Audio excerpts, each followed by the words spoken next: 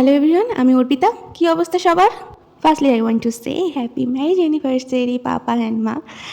আজকে পাপা মার 31তম বিবাহবার্ষিকী, আর এই জন্যই আমরা একটু শপিংয়ে আসলাম। বাবা মার জন্য এখানে কিছু গিফটস কেনা হয়েছে। পাপা মাকে মায়ের পছন্দের পারফিউমও গিফট করবে, তো আমরা সব কিছু একসাথে প্যাক করব।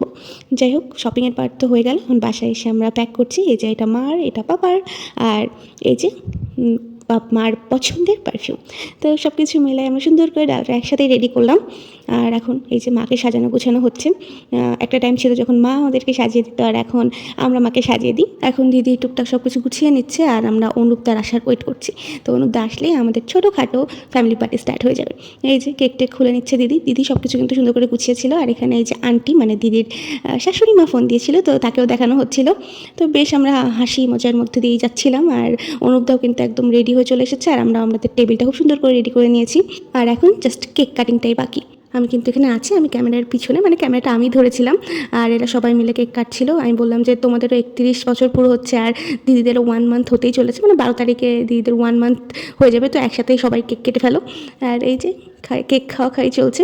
আর হ্যাঁ, মার যে শাড়িটা পরেছে, মার এটা কিন্তু বিয়েতে বাবারা আশীর্বাদে শাড়িটা দিয়েছিল, এই জন্য ইচ্ছা করে মা আজকে এই শাড়িটা পরেছে। আর এই যে আমি চলে আসলাম, and here is our cute family.